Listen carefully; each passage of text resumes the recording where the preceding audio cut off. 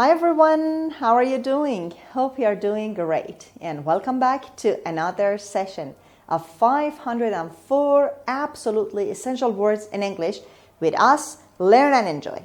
سلام به همگی. امیدوارم حالتون خوب باشه و به درس دیگه از مجموع درس‌های 504 واژه ضروری انگلیسی از مجموع درس‌های learn and enjoy با من سحر خوش اومدید. امروز میخوایم با هم درس 5 رو بخونیم و 12 لغت کاربردی دیگر رو یاد بگیریم. پس با من همراه باشید. Remember, if you haven't subscribed us yet, please press the subscribe button and push the bell next to it so that you will get informed when our latest videos are uploaded. So, let's get started.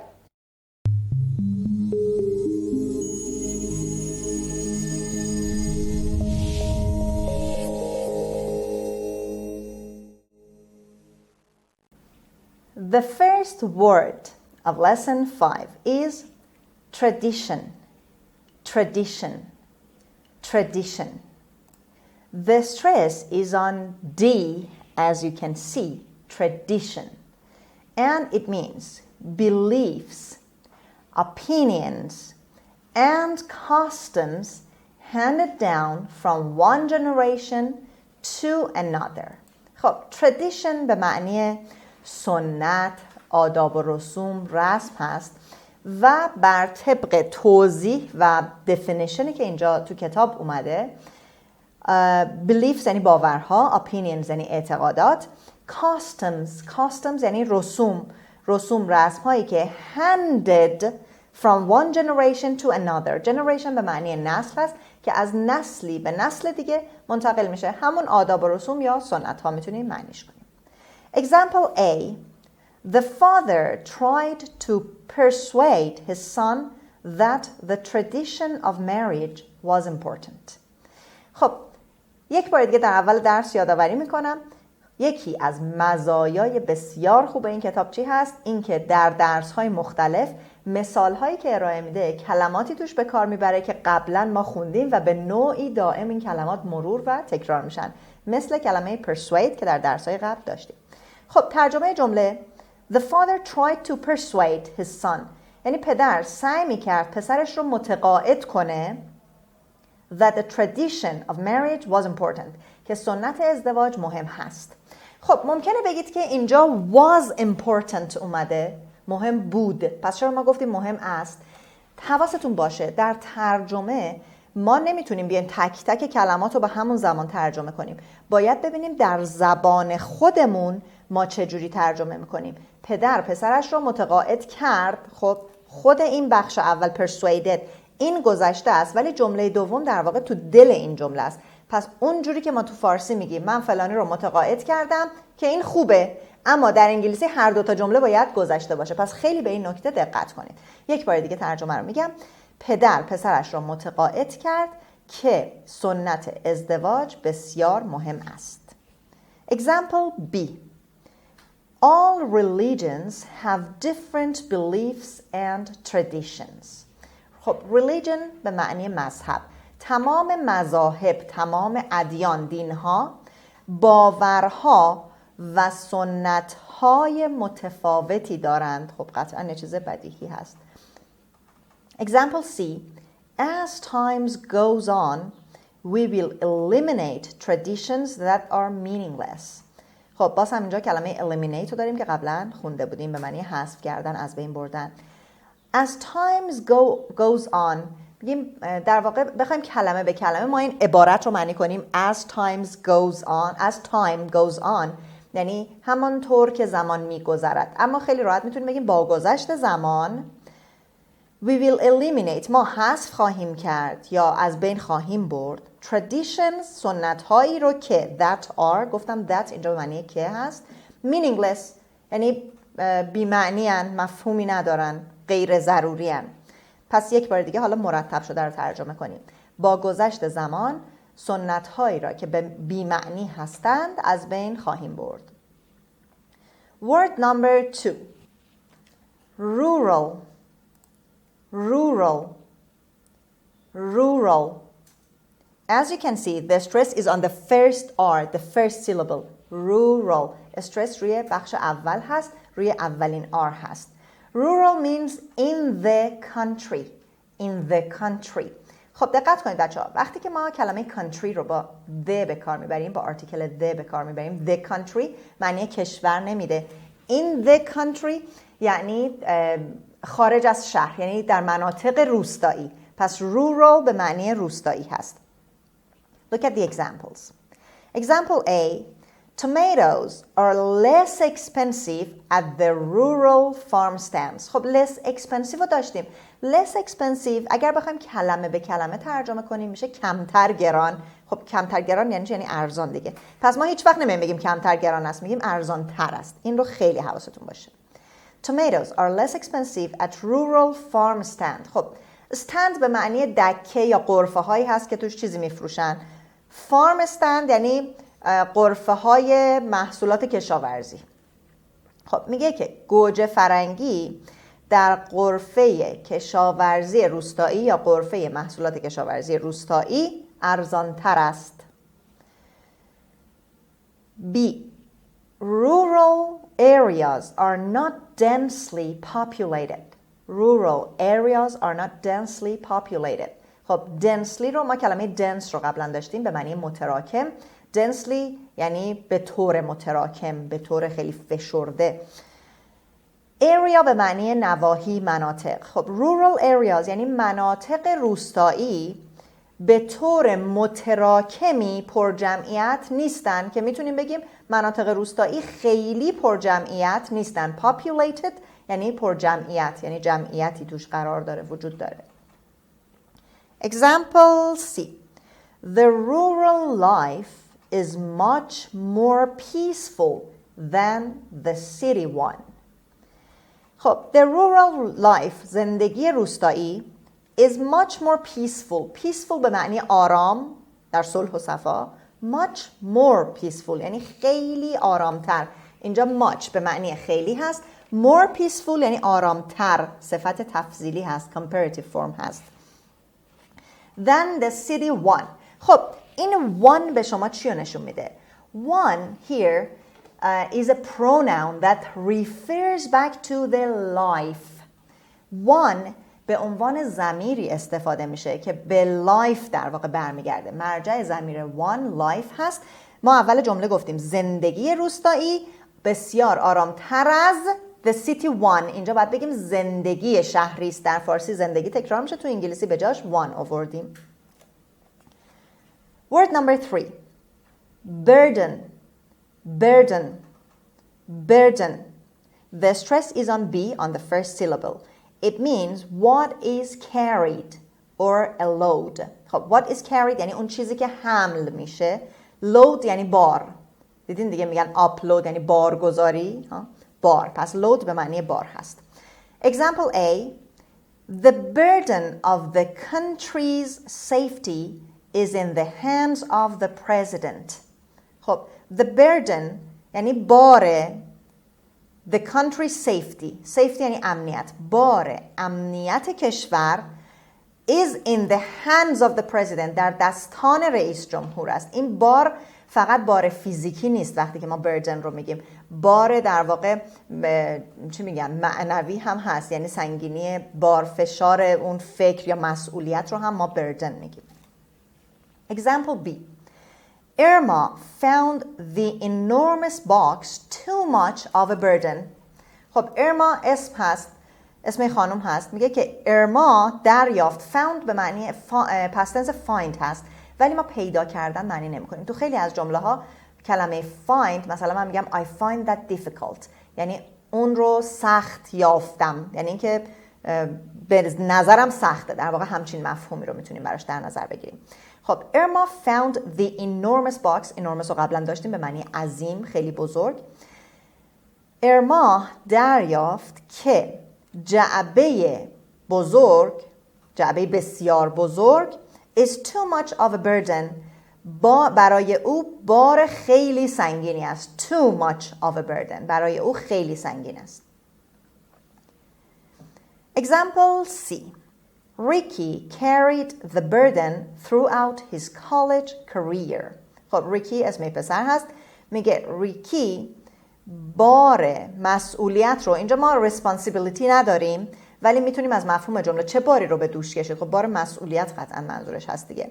ریکی بار مسئولیت رو در طول دوران دانشجویی، throughout یعنی در طول، یعنی during, from the beginning till the end، در طول دوران دانشجوییش به دوش کشید. college career یعنی در واقع حرفه دانشگاهی، یا حالا میتونیم دانشجویی هم معنی کنیم دیگه. پس یک بار دیگه میگم ریکی بار مسئولیت رو در طول دوران دانشجویی به دوش کشید.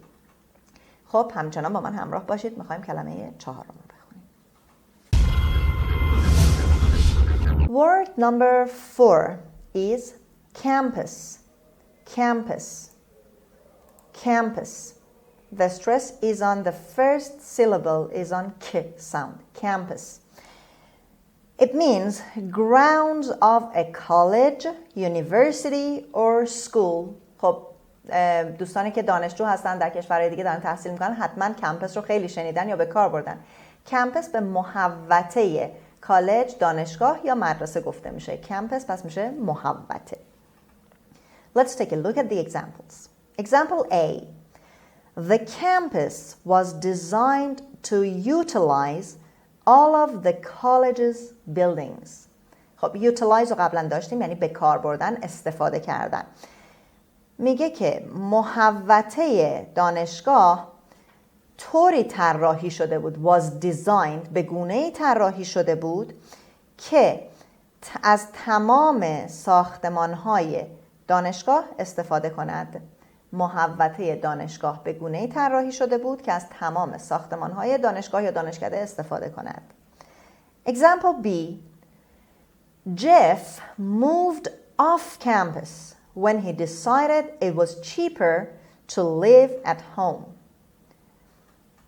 خب اگر بخوایم کلمه به کلمه معنی کنیم، moved off یعنی رفت بیرون، یعنی ترک کرد. خب میگه جف محوطه دانشگاه رو ترک کرد when he decided، زمانی که تصمیم گرفت، یا حالا بازم میتونیم اینجا فهمید معنی کنیم، به جمله‌مون بیشتر میخوره.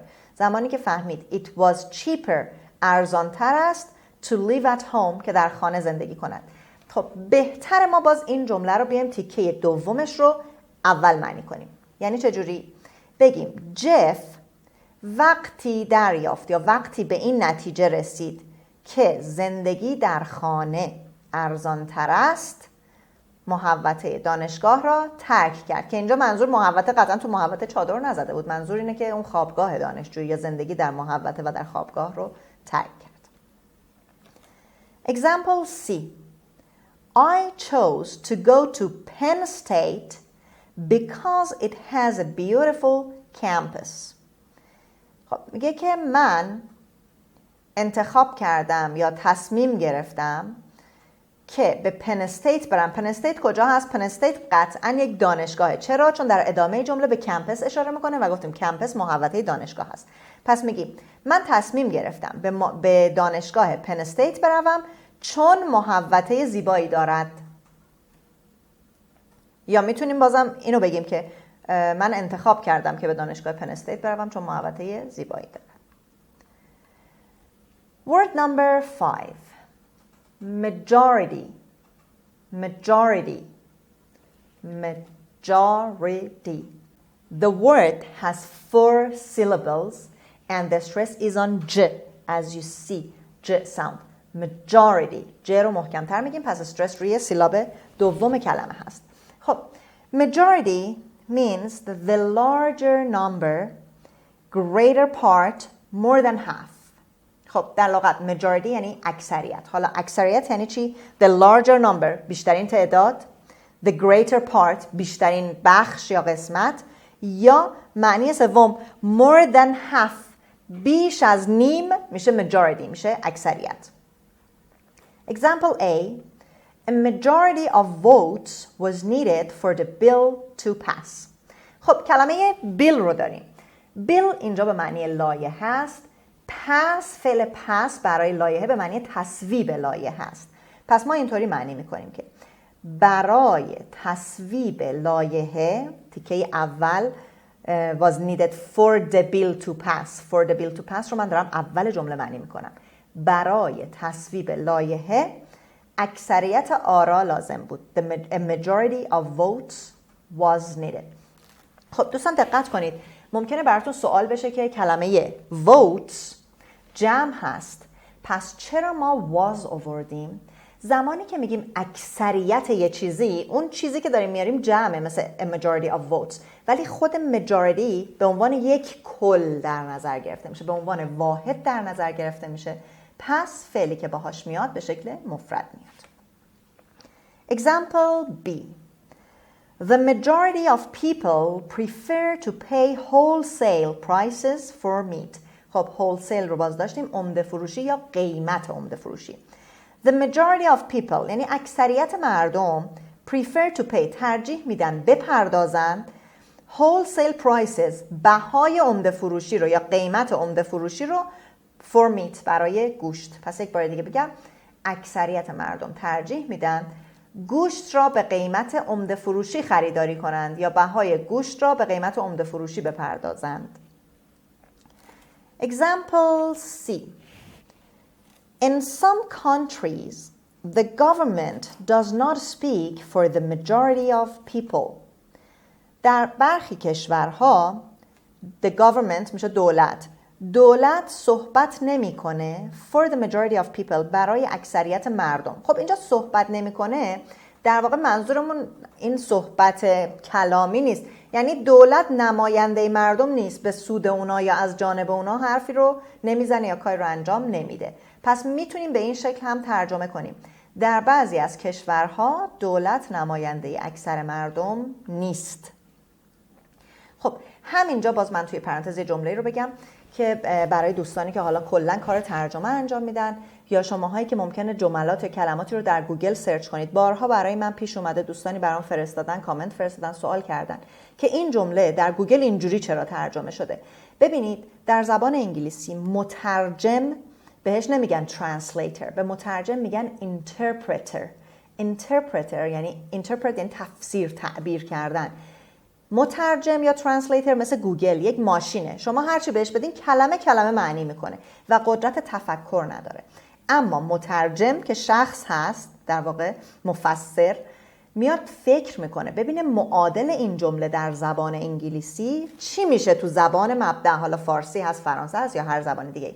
پس ما یک جایی ممکنه یه عبارت طولانی داشته باشیم اما در زبان دیگه براش یک کلمه داشته باشیم، یا ممکنه اصلا عبارتی باشه که ما این رو به شکل شعر یا ضرب المثل بگیم. پس این بسیار مهم هست که درک کنیم لزوما همه جا ما نباید کلمه به کلمه معنی کنیم، بلکه باید مفهومی بیایم کار ترجمه و معنی رو انجام بدیم. خب مثال سوم majority هم خوندیم و میریم سراغ کلمه ششم. assemble. خب باز هم میبینید استرس روی S هست on the second syllable. assemble. It means gather together or bring together or put together. assemble به معنی گرد آمدن، جمع آوری کردن، یه جورایی سرهم کردن. اونایی که تو کار کامپیوتر هستن، تو کار قطعات الکتریکی هستن، بعضی وقتا یک دستگاهی رو میگن چیکار کردیم؟ assemble کردیم، یعنی سرهم کردیم، قطعات کنار هم قرار دادیم. اما برای افراد هم هست، یعنی گرد آمدن افراد به دور هم assemble معنی میشه. Example A actually. The rioters assembled outside the White House. خب rioters از riot میاد. riot یعنی شورش، rioters یعنی شورشیان. شورشیان بیرون از کاخ سفید اجتماع کردن یا جمع شدن یا گرد هم آمدند. Example B.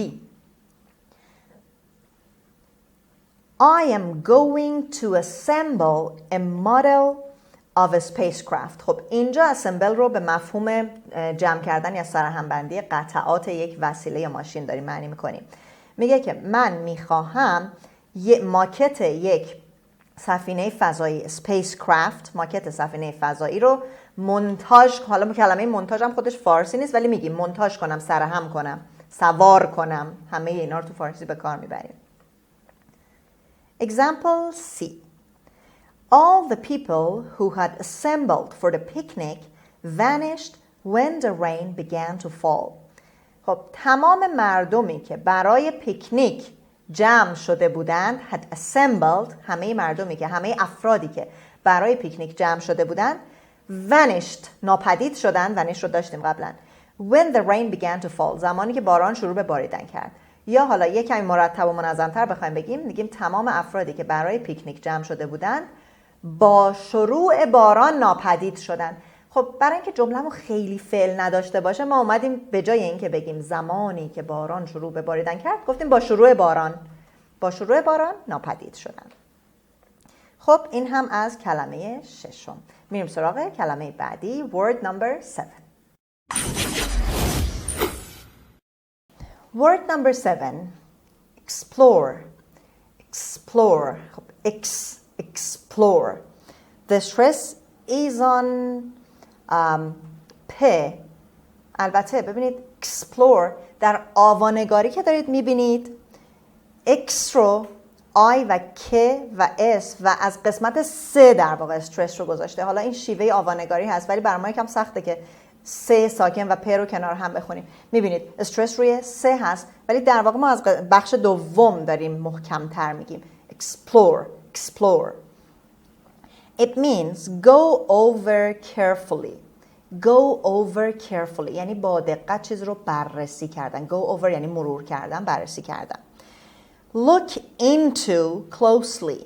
خب closely هم یعنی باز به دقت، یعنی بسیار از نزدیک. یعنی چی؟ یعنی به دقت. باز هم به دقت به چیزی نگاه کردن یا بررسی کردن میشه. پس مفهوم کلی explore یک مفهومش میشه بررسی کردن.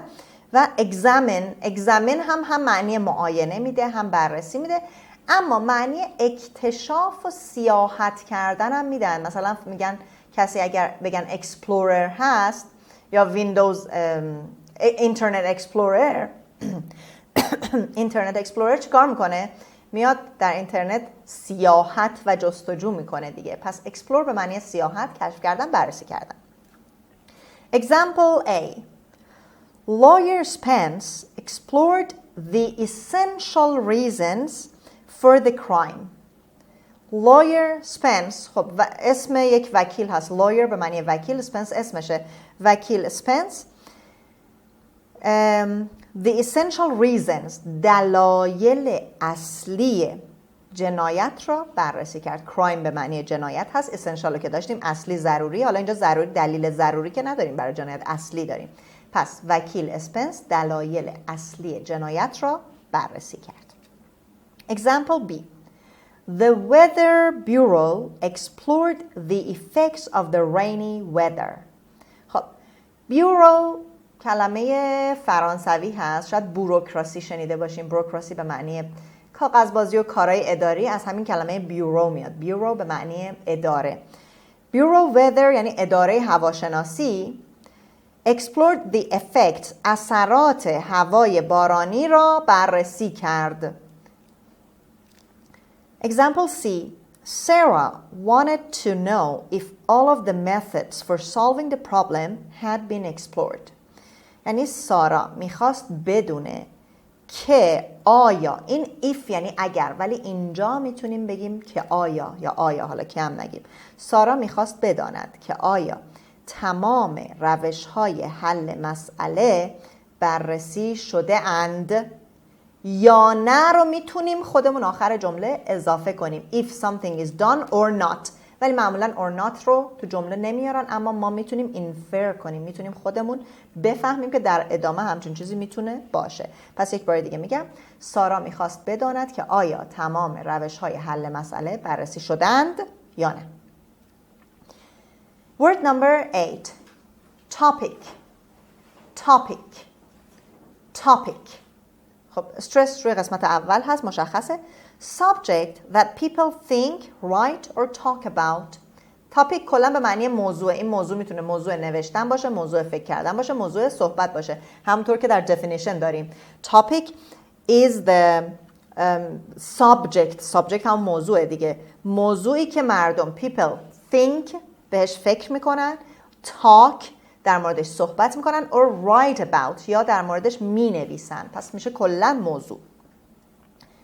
Example A. Predicting the weather is our favorite topic of conversation. خب predict میبینید چند بار تکرار شده. predict به معنی پیش بینی بود. پیش بینی آب و هوا موضوع مورد علاقه مکالمه ماست. پیش بینی وضع آب و هوا یا وضعیت هوا موضوع مورد علاقه مکالمه یا گفتگوی ماست. Example B.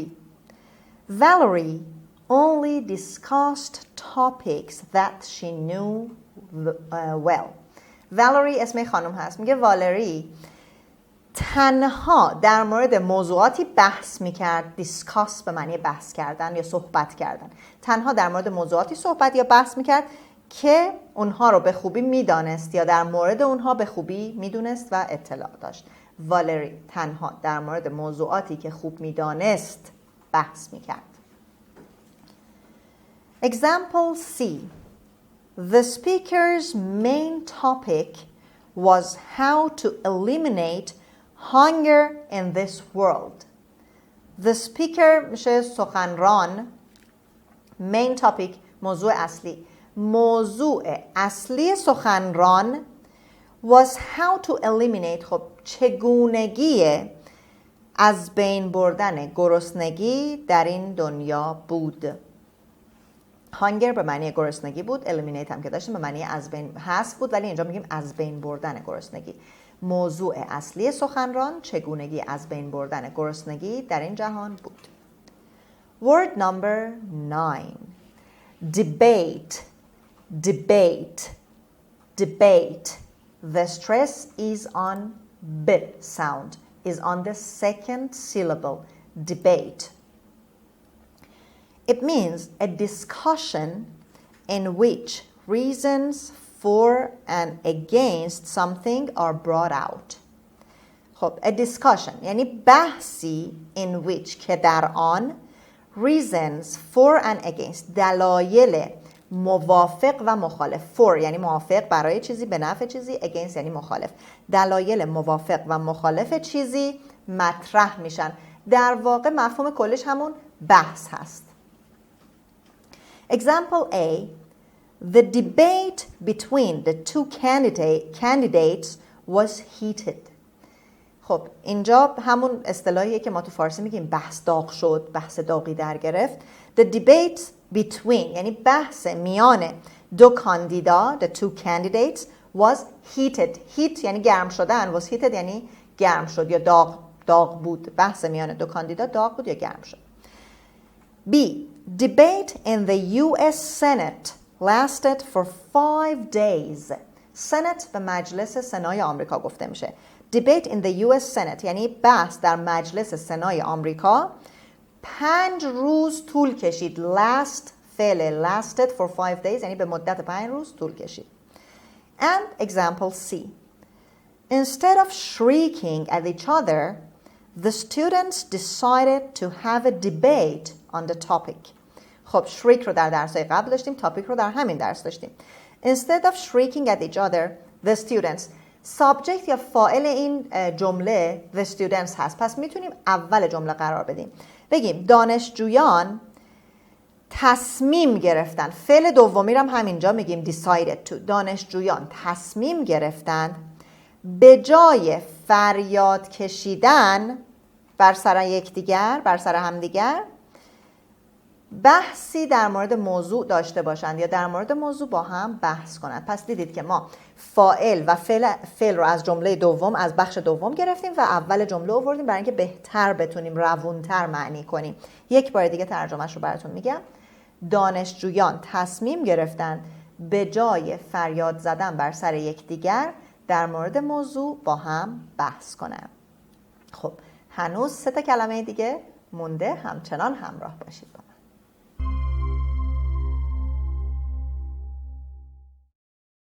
Word number 10. Evade. Evade. Evade. The stress is on the sound. Evade on the second syllable. It means get away from trickery. Get away from by trickery or cleverness. یعنی از چیزی دور شدن، در رفتن با زرنگی، trickery با یک تریکی، با یک زرنگی، cleverness با هوشمندی، باهوشی. در واقع معنیش یه جورایی معنی evade میشه تفره رفتن از چیزی، با زرنگی از چیزی شونه خالی کردن، از زیر چیزی در رفتن. مثال ها رو با هم ببینیم. Example A. Juan tried to evade the topic by changing the subject. Juan tried to evade the topic by changing the subject. خب جوان اسم شخص هست، یعنی جوان با تغییر موضوع، با عوض کردن موضوع سعی کرد از بحث تفره بره، از زیر بحث در بره یا شونه خالی کنه. Example B. In order to evade the police dragnet, Ernie grew a beard. In order to evade the police dragnet, Ernie grew a beard. خب police dragnet، drag به معنی کشیدن، جذب کردن، drag میکنیم چیزی رو. police dragnet به معنی دام پلیس هست، تله پلیس. خب و ما اینجا باز فاعلمون ارنی هست که تو قسمت دوم اومده ولی ما اولش معنی میکنیم. میگیم ارنی برای فرار از دام پلیس ریش گذاشت. grew beard، فعل grow beard به معنی ریش گذاشتن، یعنی بذاری ریشش بلند بشه. پس یک بار دیگه میگم in order to یعنی برای، به منظور، به قصد. پس یک بار دیگه ارنی برای فرار از دام پلیس ریش گذاشت. Example C. The prisoner of war evaded questioning by pretending to be sick. خب prisoner of war میشه زندانی جنگی. Evaded questioning از بازجویی، از سوال کرد، مورد پرسش قرار گرفتن که همون بازجویی میشه. از بازجویی تفره رفت by pretending to be sick. pretend یعنی تظاهر کردن، وانمود کردن، با وانمود کردن به این که بیمار هست. یک بار دیگه میگم معنیش رو. زندانی جنگی با تظاهر، تظاهر همون وانمود کردن دیگه. زندانی جنگی با تظاهر به بیماری از بازجویی تفره رفت. Word number 11. Probe. Probe. Probe. This word has only one syllable, so of course the stress is at the beginning. It means search into, examine thoroughly. Thoroughly, we had it before. Thoroughly means completely. Or investigate. Investigate. خب probe, search into یعنی در چیزی جستجو کردن. Examine thoroughly. گفتم examine به معنی معاینه یا بررسی هست و thoroughly هم که قبلا داشتیم به معنی completely، یعنی به طور کامل بررسی کردن، یا investigate کاوش کردن، تحقیق کردن. پس مفهوم کلی probe کاوش کردن، با دقت بررسی کردن یا تحقیق کردن هست. Example A. The lawyer probed the man's mind to see if he was innocent. The lawyer probed the man's mind to see if he was innocent. خب the lawyer یعنی وکیل، mind یعنی میشه ذهن. وکیل ذهن مرد رو کاوش کرد تا بفهمد، تو سی، تا ببینه، تا بفهمه که آیا او بیگناه هست. If he was innocent. باز اینجا میتونیم اون یا نه رو آخرش اضافه کنیم. وکیل ذهن مرد رو کاوش کرد تا بفهمد آیا او بیگناه هست یا نه. innocent به معنی بیگناه. Example B. After probing the scientist's theory, we proved it was correct. خب after probing یعنی بعد از بررسی the scientist's theory نظریه دانشمند we proved ما ثابت کردیم که it was correct که اون درسته. پس یک بار دیگه میگم بعد از بررسی نظریه یا فرضیه دانشمند ثابت کردیم که این نظریه درست است یا صحیح است. Example C. King Henry's actions were carefully probed by the nobleman. King Henry's actions were carefully probed by the nobleman. خب کلمه nobleman رو داریم. nobleman یعنی اشراف زاده. nobleman جمعش هست میشه اشرافیان یا اشراف زادگان. کینگ هنری هم که شاه هنری یکی از پادشاهان معروف تاریخ هست. اعمال شاه هنری توسط اشرافیان به دقت بررسی شد. carefully به دقت بررسی شد. And the last word of today's lesson is reform. Reform. Reform. The stress is on F, on the second syllable. Reform. خب اگر خود کلمه رو بخوایم تجزیه تحلیل کنیم RE پیشوندی هست که دوباره، معنی دوباره یا تکرار داره. فرم یعنی شکل دادن، دوباره شکل دادن. یعنی چی؟ Make better، بهتر کردن، بهبود بخشیدن. Improve by removing faults. Improve یعنی باز بهبود بخشیدن یا اصلاح کردن با از بین بردن یا برطرف کردن by removing faults، خطاها یا اشکالات. پس در واقع معنی reform اصلاح کردن یا رفع اشکالات و بهبود بخشیدن هست. Example A. After the prison riot, the council decided to reform the correctional system. After the prison riot. riot گفتم به معنی شورش هست. پس از شورش در زندان یا پس از شورش زندان the council decided. council به معنی شورا هست. شورا تصمیم گرفت correctional system. correct یعنی تصحیح کردن، اصلاح کردن دیگه. correctional system یعنی سیستم اصلاحی یا سیستم تعذیب در واقع برای زندانیان به کار میره correctional system یا برای اونایی که گناهکار و مجرم هستن. سیستم نظام تعذیب رو اصلاح کنه. سیستم رو هم ما میایم به نظام میتونیم ترجمهش کنیم. پس یک بار دیگه میگم بعد از شورش در زندان شورا تصمیم گرفت نظام تعذیب را اصلاح کند، یعنی اشکالاتش رو رفع کنه و اونو بهبود ببخشه. Example B. Brad reformed when he saw that breaking the law was hurting people other than himself.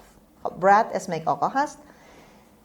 باز اینجا میایم تیکه دوم رو اول معنی میکنیم. براد reformed رو reformed فعل رو نگه میداریم برای آخر جمله. میگیم زمانی که when he saw، زمانی که براد فهمید یا دید که قانون شکنی breaking the law، دقیقا break به معنی شکستن اینجا به کار میره، قانون شکنی به دیگران غیر از خودش آزار میرساند یا آسیب میزند خود را اصلاح کرد یا اصلاح شد. یک بار دیگه جمله رو مرتب تر معنی میکنم.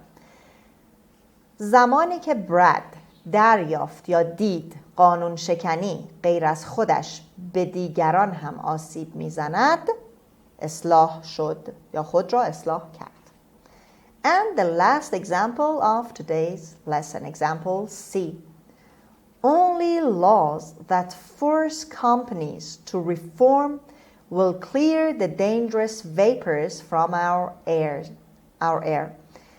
یعنی تنها قوانینی که شرکت‌ها رو مجبور میکنن، فورس به معنی مجبور کردن، اجبار، هم وادار کردن، مجبور کردن، شرکت‌ها رو مجبور میکنه که اصلاح بشن، خودشون رو اصلاح کنن، will clear the dangerous vapors from our air. air یعنی هوا، هوای محیط. هوای محیط رو از بخارهای یا گازهای خطرناک پاک خواهد کرد. ویپر به معنی بخار هست ولی شاید منظورش اون بخار یا گازهایی که توسط کارخانه ها و شرکت ها تولید میشه باشه. یک بار دیگه معنی میکنم تنها قوانینی که شرکت ها را مجبور به اصلاح میکنند هوای محیط را از گازهای خطرناک پاک خواهند کرد. این هم از 12 لغت امروزمون. در قسمت بعدی بخش words in use رو داریم.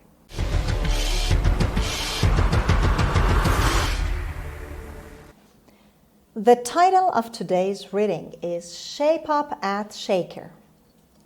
Each summer at the Shaker Work Group, a special school in rural Pittsfield, Massachusetts, where teenagers learn by working, it has been a tradition to have the teenagers take on the burden of setting their own rules and living by them.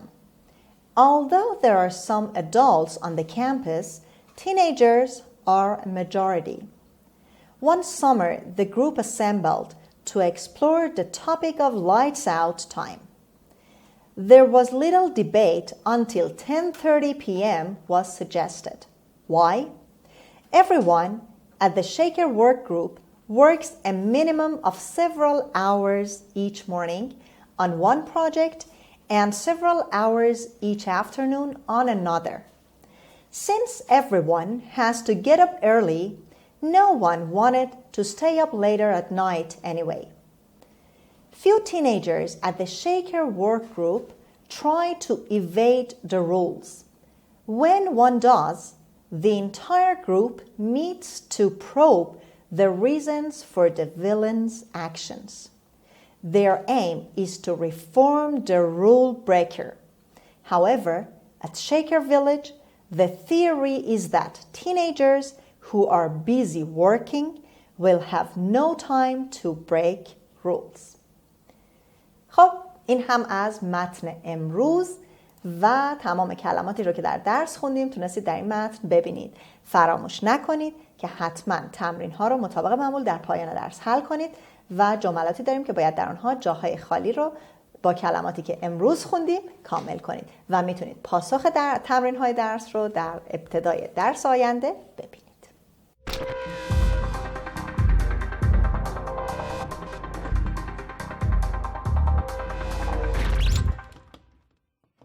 خب دوستان عزیز، درس پنجم از کتاب 504 واژه ضروری زبان انگلیسی هم به پایان رسید. امیدوارم استفاده لازم رو از درس کرده باشید. حتما درس های قبلی رو هم مرور کنید که هرچه پیش میریم کلمات اولیه رو فراموش نکنید و لطفاً فراموش نکنید که ما رو در شبکه‌های اجتماعی مختلف هم دنبال کنید و برای ما لایک و کامنت بذارید تا انرژی بگیریم و بتونیم برنامه‌های بیشتر و بهتری رو به شما ارائه بدیم. Till next session, take good care of you and goodbye.